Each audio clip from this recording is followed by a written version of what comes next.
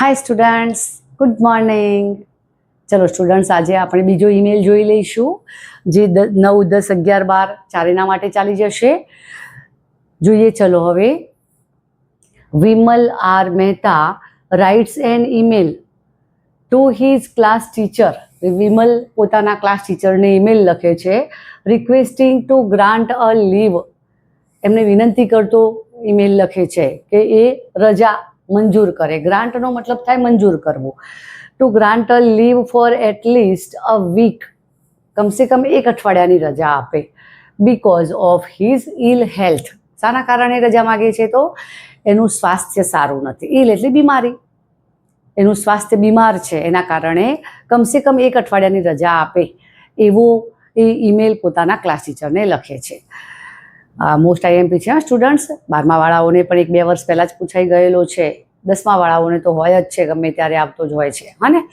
તો અહીંયા જોઈએ. ચલો હવે આપણે આ બોક્સ બનાવી દેવાનું. પહેલાં તો આપણે જો બોક્સ બનાવી દીધેલું છે ઈમેલ લખવા માટે. બોક્સની અંદર જ ઈમેલ લખવાનું આખો, આપણે જે કંઈ માહિતી લખીએ તે. તો જોઈએ પહેલું. ચલો, ફ્રોમ કોણ લખે છે? તો વિમલ લખે છે. તો વિમલ, તમને ફરીથી પાછું હું તમને કહી દઉં, આગળના ઈમેલમાં પણ કહ્યું હતું, અત્યારે પણ કહું છું કે જ્યારે પણ આપણે ઈમેલ આઈડી લખીએ ત્યારે ઈમેલ આઈડીમાં કોઈ પણ અક્ષર કેપિટલ ના હોવો જોઈએ. બધા બીજી ABCDના જ હોય, અને વચ્ચે એક પણ અક્ષરની જગ્યા નહીં રાખવાની. સળંગ જ લખવાનું બધું, બરોબર ને? ફ્રોમ અને ટુ બંનેમાં ઈમેલ આઈડી લખવાનું હોય છે. જે ઈમેલ આઈડી તમારે આ રીતે જ લખાય, સ્મોલ લેટરમાં જ લખાય, વચ્ચે જગ્યા સિવાય જ લખાય. વિમલ મહેતા, પછી @gmail.com. હવે ટુ કોને લખે છે? ક્લાસ ટીચરનું નામ નથી આપેલું, તો આપણે ક્લાસ ટીચરનું નામ કોઈ પણ તમે લઈ શકો છો, બરોબર ને? તો આપણે અહીંયા અજય સર લીધું. Ajay sir @gmail.com. સબ્જેક્ટ આવી ગયો. સબ્જેક્ટ શું હતો? રિક્વેસ્ટ કરે છે ને કે ભાઈ requesting to grant a leave વાળો, હે ને? Request for a week's leave. એક અઠવાડિયાની રજા માટેની વિનંતી. આ એનો સબ્જેક્ટ છે. લખ્યા પછી રિસ્પેક્ટેડ સર, સરને લખવાનું છે. ડિયર સર સારું ના લાગે, માનનીય સાહેબ લખવું પડે ને, એટલા માટે. Respected sir, I am Vimal R Mehta of 7th A standard. હું 7A ધોરણનો વિમલ મહેતા નામનો વિદ્યાર્થી છું. હું વિમલ આર મહેતા છું, જે 7મા ધોરણનો વિદ્યાર્થી છું. હા, અહીંયા ઓફની જગ્યાએ ફ્રોમ લખો તો પણ ચાલે તમારે. My roll number is 20. મારો રોલ નંબર 20 છે. તમે છે, તમારે રજા લેવી છે, બીમાર છો તમે, હા, અને રજા લેવી છે, તમારી ઓળખ આપતો લખવું પડે ને, કંઈક કયો રોલ નંબર છે, કયા ધોરણમાં ભણો છો, એવું લખવું પડે. હા ને? આવા ઈમેલ ઘણા સ્ટુડન્ટ્સના આવતા હોય છે, તો કયા સ્ટુડન્ટનું કયું છે એ ઓળખ આપતો આપણે લખવો પડે. પછી અહીંયા જોઈએ હવે. I have been suffering from high fever. મને હાઈ તાવ આવે છે, વધારે ટેમ્પરેચરવાળો તાવ આવી રહ્યો છે. ફોર ધ પાસ્ટ 2 days, 2 દિવસથી, છેલ્લા 2 દિવસથી હું વધારે તાવથી પીડાઈ રહ્યો છું. ઊંચા તાપમાનવાળા તાવથી પીડાઈ રહ્યો છું. ફીવર એટલે તાવ થાય. Our doctor has advised me. અમારા ડૉક્ટરે મને સલાહ આપી છે to take complete bed rest. સંપૂર્ણ બેડ રેસ્ટ કરવાનું કહ્યું છે. At least for a week more. કમસે કમ એક અઠવાડિયું, એમ કે આજે 2 દિવસ તો થયા, પણ વધારાનું હજુ એક અઠવાડિયું, એમ કે મોર કહ્યું ને પાછળ, એટલે 2 દિવસ નહીં ગણવાના. એમ કે 2 દિવસથી હું બીમાર છું એ તો ખરું, પણ હજુ એક અઠવાડિયું, વધારાનું એક અઠવાડિયું હજુ મારે કમ્પ્લીટ બેડ રેસ્ટ લેવાનો ડૉક્ટરે મને સલાહ આપી છે, એમ કે.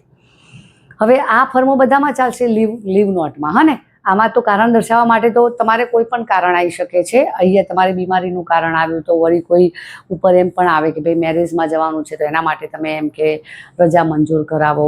ઘરે મહેમાન આવવાના છે 4-5 દિવસ, તો બહાર ફરવા જવાનું છે, એના માટે થઈને તમે એમ કે અમને રજા આપો. આવા કારણ ઘણા બધા હોઈ શકે છે. તો એના માટે તમારે અહીંયાથી જાતે લખવું પડે. હા, અહીંયા ચાલે. પોતાની ઓળખાણ આપતું તમારે વાક્ય જે લખવું હોય એ નામ સાથે તમે અહીંયા, તમને તમારા માટે ઇઝી રહેશે. આ તમારે જાતે લખવાનું રહેશે. પણ આ જે છે છેલ્લો ફકરો, એ બધામાં ચાલી જાય, દરેકમાં.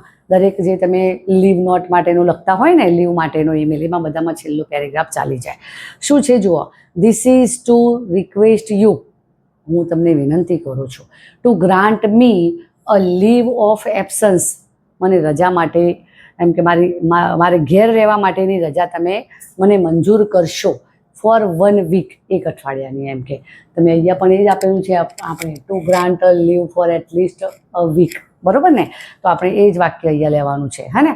તો grant me a leave of absence for 1 week, 1 અઠવાડિયાની રજા મારી મંજૂર કરશો. આઈ પ્રોમિસ ધેટ, હું તમને વચન આપું છું કે આઈ વિલ મેકઅપ, હું પહોંચી વળીશ. આ મેકઅપનો મતલબ શું થાય? પહોંચી વળવું. પહોંચી વળવું, આપણે આનો મિનિંગ લખી દઈએ, તમને વાંચો ને ત્યારે તમને યાદ રહે એટલા માટે. માય સ્ટડી, મારા સ્ટડીને હું પહોંચી વળીશ. Which I will miss during this time, આ અઠવાડિયાના સમય દરમિયાન જે પણ મારું હોમવર્ક ને બધું મારું ભણવાનું હશે એ હું મિસ કરીશ ને, એ બધાને હું પહોંચી વળીશ, એ હું તમને વચન આપું છું. એમ કે પાછળથી બધું મેકઓવર હું બધું એને મેકઅપ કરી લઈશ, એમ કે પૂરું કરી દઈશ કામ મારું. એમ કે જે પણ હોમવર્ક ને બધું હશે તે સાજો થઈને હું પૂરું કરી દઈશ. પછી લખ્યું છે વિથ હોપ, આશા સાથે. એમ કે થેન્ક યુ સર, તમારો આભાર માનું છું, મને આશા છે કે તમે મને અઠવાડિયાની રજા આપશો. થેન્ક યુ સર, તમારો આભાર. આટલું તમે કોઈ પણ રજા માગતા ઈમેલમાં લખી શકો છો. પહેલો ફકરો જે છે એ જાતે લખવાનો હોય છે તમારે. હવે આટલું લખ્યા પછી થેન્ક યુ સર લખો, એની નીચે પછી લાઈન જવા દેવાની ને લાઈન ખૂણામાં તમારે યોર્સ ફેithફુલી, આપનો વિશ્વાસુ વિમલ આર મહેતા. તમે અહીંયા ના લખો ને, અહીંયા લખો તો પણ ચાલે, એવું નથી હોતું કે યોર્સ ફેithફુલી અહીંયા જ લખવું. તમે અહીંયા નીચે યોર્સ ફેithફુલી કરીને વિમલ આર મહેતા લખી દો તો પણ ઈમેલમાં કોઈ વાંધો આવતો નથી.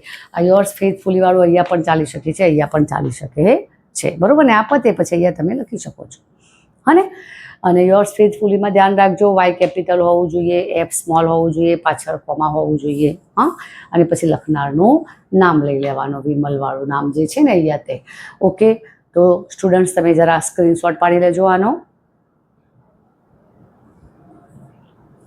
હા, તો સ્ટુડન્ટ્સ હવે આપણે આ ઈમેલ જે જોયો એ તમને આવડી જશે આશા રાખું છું, અને તમે સારા માર્ક્સ પણ લાવી શકશો. તો તમને જો અમારો વિડીયો ગમ્યો હોય તો તમે લાઈક કરજો, શેર કરજો અને સબસ્ક્રાઈબ કરજો. That's all students.